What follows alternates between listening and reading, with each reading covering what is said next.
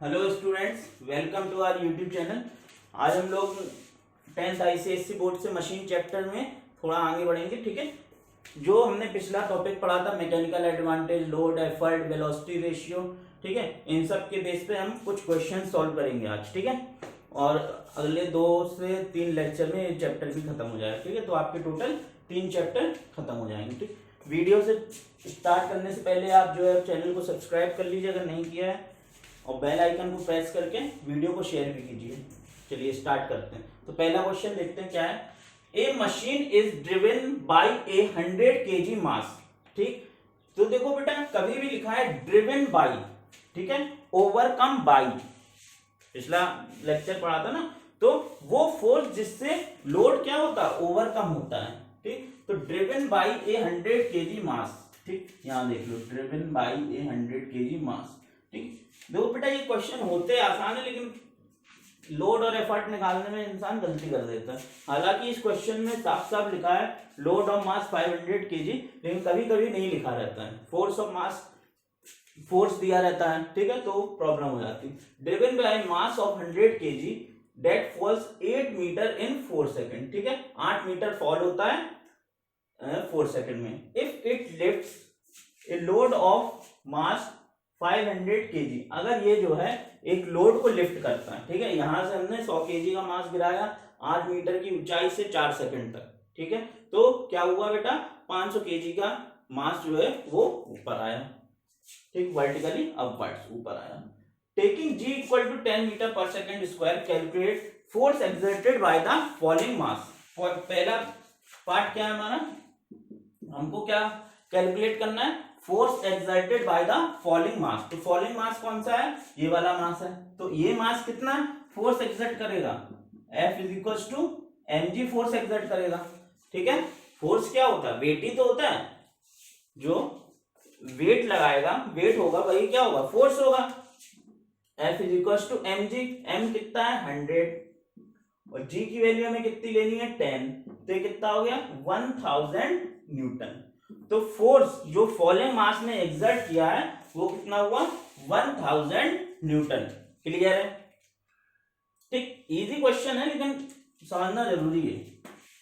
Second part क्या है, work done by the falling mass if its displacement is 8 metre. आपको क्या निकालना है, work done by the falling mass, अगर इसका डिस्प्लेसमेंट 8 मीटर है तो वर्क डन क्या होता है, force into displacement. Work done क्या होगा, फोर्स इंटू डिस्प्लेसमेंट। फोर्स कितना है आपका 1000 न्यूटन, फॉलिंग मास फोर्स कितना लगाएगा, work done by the falling mass. आपको फॉलिंग मास इस पे ध्यान देना है। ठीक है, तो फॉलिंग मास देखो बेटा, फॉलिंग मास क्या है, जो इनपुट दे रहे हैं हम, एफर्ट दे रहे हैं। ठीक है, तो वो क्या हो गया फॉलिंग मास, यहाँ पे भी क्या हो गया फॉलिंग मास, तो एफर्ट की ही बात हो रही है। ठीक, क्योंकि अपन को किसी चीज को गिराना तो है नहीं मशीन का यूज करके, उठाओगे गिराओगे तो है नहीं किसी चीज को। तो work done by the falling mass is equal to force by the falling mass into displacement by the falling mass. तो फोर्स इंटू डिस्प्लेसमेंट कितना है इसका 8 मीटर, डिस्प्लेसमेंट कितना है 8 मीटर, ये भी गिवन है और यहाँ पे भी गिवन है।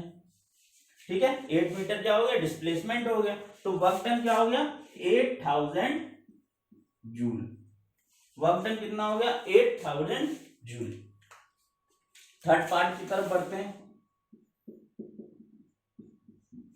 The power input to the machine. अब देखो यहां पे पावर इनपुट और पावर आउटपुट। पावर इनपुट क्या होगी, जो एफर्ट के द्वारा होगी पावर, जो हम एफर्ट लगाएंगे वही तो क्या है पावर इनपुट है। तो हम एफर्ट क्या लगाएंगे, ये हम फॉलिंग मास के थ्रू एफर्ट लगा रहे हैं। ठीक है, फॉलिंग मास के थ्रू वर्क हो रहा है, तो पावर भी किसके थ्रू डेवलप होगी, फॉलिंग मास के थ्रू ही डेवलप होगी। जो इनपुट पावर होगी वो किसके थ्रू होगी, फॉलिंग मास के थ्रू होगी। तो पावर क्या होती है, वर्क अपॉन टाइम। वर्क कितना होगा हमारा 8000 जूल बाय द फॉलिंग मास, और टाइम कितना लगा है फॉलिंग मास को, टाइम देखो कितना है। A machine is driven by 100 kg mass that falls 8 metre in 4 second. देखो टाइम कितना है 4 सेकंड, तो 4, तो ये पावर कितनी हुई 2000, और पावर की यूनिट क्या होती है वॉट। ठीक, या फिर क्या लिख सकते हो 2 किलो वॉट। क्लियर है। पावर इनपुट हमें पता चल गई, ठीक है। अब देखो चौथा पॉइंट क्या है,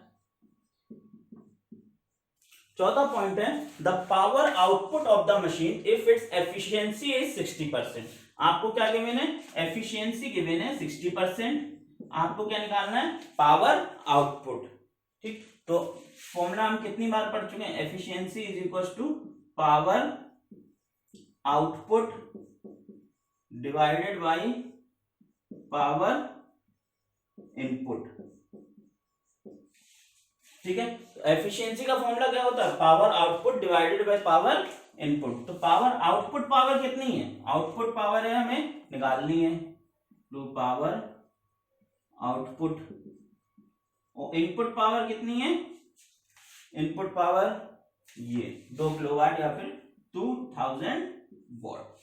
एफिशिएंसी कितनी है 60%, 60% को अगर ओपन करके लोगे तो 60/100 ये कितना हो जाए 0.6, तो एफिशिएंसी होगी 0.6। तो पावर आउटपुट क्या हो जाएगी यहां से, पावर आउटपुट ये हो जाएगी 2000 इंटू 0.6, तो 1200 वॉट या फिर 1.2 किलो वॉट। तो पावर आउटपुट कितनी होगी 1200 वॉट या फिर 1.2 किलो वॉट, ठीक। पावर तो आपके फर्स्ट पार्ट आ गया force by the falling mass, work done by the falling mass, power input और पावर आउटपुट आ गया। अपना पांचवा पार्ट क्या है, the work done by the machine in 4 second. अब हमने इतना पावर इनपुट किया, इतना वर्क किया है मशीन पे, अब मशीन के द्वारा कितना काम हुआ है, ठीक है, वो निकालना है। तो यहां मिटा देते हैं, लिख ही लिया होगा आप लोगों ने, ठीक है। तो work done by the machine in 4 second मतलब क्या, वर्क आउटपुट कितना काम हुआ है। तो फिफ्थ पार्ट क्या है, वर्क आउटपुट। तो वर्क आउटपुट किससे निकालेंगे, पावर आउटपुट से, ठीक है। तो वर्क क्या होता है, पावर अपॉन टाइम, तो पावर क्या हो जाएगी, work into time. Work output कितना है हमारा, वर्क इनटू पावर आउटपुट है, वर्क निकालना तो सही तो है, वर्क निकालना है सीधे, अरे यार देख लो गलत लिख दिया, ठीक। पावर क्या होता है, वर्क अपॉन टाइम होता है, तो वर्क क्या हो जाएगी, पावर इनटू टाइम। पावर कितनी है हमारी 1200 वॉट, ठीक, इनटू टाइम कितना है, टाइम कितना लगा हमें 4 सेकेंड, तो ये 4, तो 4800 जूल, 4800 जूल क्या हुआ वर्क आउटपुट। क्लियर है, समझ गए आप लोग, तो जो वर्क आउटपुट है वो कितना है 4800 जूल, ठीक। तो चलो ये वाला क्वेश्चन मतलब समझ में आ गया हो, कैसे लोड लेना है, कैसे एफर्ट लेना है, कैसे फोर्स निकालना है, कैसे वर्क, कैसे पावर इनपुट से पावर आउटपुट पे एफिशिएंसी के थ्रू कैसे जाना है। अगर एफिशिएंसी 100% है तो जो पावर इनपुट है वही पावर आउटपुट के बराबर होगी। क्लियर है, चलो तो दूसरा क्वेश्चन देखते हैं क्या है।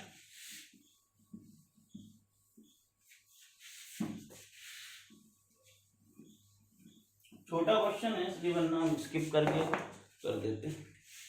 सिंपल क्वेश्चन है, कराना भी जरूरी है, हर टाइप के बच्चे होते हैं, स्ट्रॉन्ग वीक दोनों।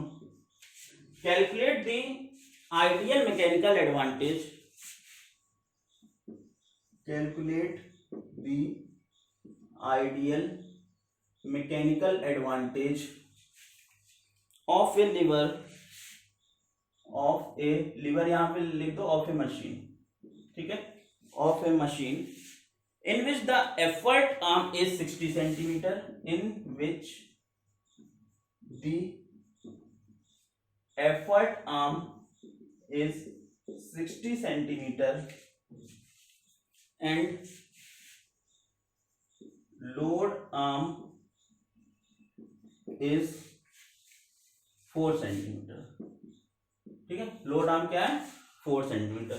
तो ये क्या है, mechanical advantage of a lever निकालना है, ठीक। तो लीवर अभी हमने पढ़ा नहीं है लेकिन फिर भी इतना आप लोग कर सकते हो, ठीक। मेन क्या है, हमें उस लेवल तक आ जाए ना, जहां से आप लोगों को लीवर बहुत अच्छे से समझ में आने लगे तो कोई फायदा है, क्योंकि लीवर से क्वेश्चन बहुत ज्यादा आते हैं। तो ठीक है, इसको समझना जरूरी है। तो जैसे मान लीजिए कोई लीवर है, इसमें बीच में क्या है, फलक्रम लगा हुआ है, ठीक है, इस साइड से लोड है, इस साइड से एफर्ट है, ठीक, क्लियर है। तो यहां ये क्या हो जाएगी, लोड आर्म हो जाएगी, और ये क्या हो जाएगी, एफर्ट आर्म हो जाएगी, ठीक। यहां से हम लोड लगा रहे हैं, वहां से लोड आर्म हो गया, जहां से एफर्ट लगा रहे हैं वो क्या हो गया, एफर्ट आर्म हो गया। तो लोड क्या हो गया, लोड नहीं पता हमें, एफर्ट नहीं पता, ठीक। तो अब अगर हमें ये पता है मैकेनिकल एडवांटेज क्या होता है, लोड अपॉन एफर्ट होता है। मैकेनिकल एडवांटेज क्या होता है, लोड अपॉन एफर्ट होता है। और हमने प्रिंसिपल ऑफ मूवमेंट क्या था, principal of movement, principal of movement से हमने क्या सीखा था, जो क्लॉकवाइज मूवमेंट होता है वो किसके बराबर होता है, एंटी क्लॉकवाइज मूवमेंट के बराबर होता है, ठीक है। तो क्लॉकवाइज मूवमेंट क्या हो जाएगा, इससे effort into effort arm, effort into effort arm equal to anti clockwise movement क्या हो जाएगा, इसके थ्रू, लोड के थ्रू, ठीक है ना, anti clockwise movement, load into load arm. तो लोड अपॉन एफर्ट निकालना है हमें, लोड अपॉन एफर्ट, ये नीचे जाएगा और लोड आर्म क्या है इधर, तो ये क्या हो जाएगा, effort arm upon load arm, ठीक है। तो प्रिंसिपल ऑफ मूवमेंट से हमें पता चल गया लोड अपॉन एफर्ट क्या होता है, effort arm upon load arm. और ये चीज आपको याद भी रखनी तो आप डायरेक्ट भी कर सकते हो, effort arm upon load arm. तो एफर्ट आर्म आपकी कितनी गिवन है, 60 सेंटीमीटर, और लोड आर्म आपकी कितनी गिवन है, 4 सेंटीमीटर, ठीक है। तो ये क्या आ गया, 15। मैकेनिकल एडवांटेज कितना आ गया, 15 आ गया, क्लियर है। तो चलो तीसरा क्वेश्चन लिखते हैं। आइए क्वेश्चन नंबर 3 देखते हैं। क्वेश्चन नंबर 3 क्या है, इसमें क्या गिवन है आपको, एक बीच में क्या है, फिक्स्ड पॉइंट है, फलक्रम है, ठीक है। ये uniform metre scale of weight W, ठीक है, इसका वेट कितना है W, और वेट कहां पे एक्ट करता है यूनिफॉर्म मीटर स्केल का, मिड पॉइंट पे। मिड पॉइंट कहां पे होगा, 50 सेंटीमीटर पे, क्लियर है। Supported on a at 67 mark, ठीक है, 67 मार्क पे क्या है, ये फिक्स्ड है, सपोर्टेड है, क्लियर है। जैसे ये है तो 60 सेंटीमीटर मार्क पे क्या कर दिया हमने, इसको सपोर्ट कर दिया, ठीक। एफर्ट कितना, 90 सेंटीमीटर पे हमने क्या लगाया, एफर्ट लगाया, ठीक। तो इसका मतलब क्या हुआ, हमारी जो लीवर था वो ऐसे झुक रहा था, ठीक है, ऐसे झुक रहा था, तो हमें क्या लगाना पड़ा, इस पे एफर्ट लगाना पड़ा, इसको सीधा रखने के लिए, क्लियर। तो किसको ओवरकम करने के लिए हमने एफर्ट लगाया, इस W को ओवरकम करने के लिए हमने एफर्ट लगाया। तो W हमारा क्या हो गया, लोड हो गया, और E क्या हो गया, हमारा एफर्ट हो गया, क्लियर है। क्योंकि हमने क्योंकि ये लीवर कहाँ है, इस साइड झुक रहा होगा, अगर हम एफर्ट नहीं लगाते तो वेट कहाँ है लीवर का या फिर मशीन का, इस साइड है। तो इस वेट को ओवरकम करने के लिए हमने क्या लगाया, यहाँ पे एफर्ट लगाया। तो W क्या हो गया हमारा, लोड, और E क्या हो गया हमारा, एफर्ट, ठीक। एफर्ट तो गिवन ही क्वेश्चन में, applying effort E at 90 centimetre mark, ठीक। आपको क्या निकालना, पहला पॉइंट क्या है, state with reason whether the weight W of the rule is greater than, less than और इक्वल टू E। आपको बताना है जो वेट W है इसका, ठीक है, वो क्या E से बड़ा है, E से छोटा है, या E के बराबर है, ठीक। तो प्रिंसिपल ऑफ मूवमेंट तो आप जानते ही हो, ऐसे क्वेश्चन में क्या लगेगा, प्रिंसिपल ऑफ मूवमेंट के अलावा और कुछ लग भी नहीं सकता। तो प्रिंसिपल ऑफ मूवमेंट के अकॉर्डिंग अगर हम ये डिस्टेंस निकालें कि ये जो W है, W कितनी दूरी पे, यहाँ से 10 सेंटीमीटर की दूरी पे, और ये एफर्ट कितनी दूरी पे, यहाँ पे 60, वो 90 माइनस 60 कितना हो गया, ये 30 सेंटीमीटर की दूरी पे है, ठीक है। तो वही सिंपल बात है, प्रिंसिपल ऑफ मूवमेंट लगाएंगे और क्लॉकवाइज मूवमेंट और एंटी क्लॉकवाइज मूवमेंट को बराबर करेंगे। अब लिखने की जरूरत तो है नहीं, ठीक है। तो क्या W इंटू 10, आप लोग लिखोगे, लेकिन according to principle of movement clockwise movement equal to anti clockwise movement, W into 10 equal to E into 30। तो W, ये zero cancel, is equal to 3E, W is equal to 3E। तो W is equal to 3E का मतलब क्या है, W is equal to 3E का मतलब ये है कि W E से 3 गुना बड़ा है। कितना बड़ा है? 3 गुना बड़ा है W। इसका मतलब W is greater then E। तो आप क्या लिख दोगे कि भैया आंसर में W is greater then E।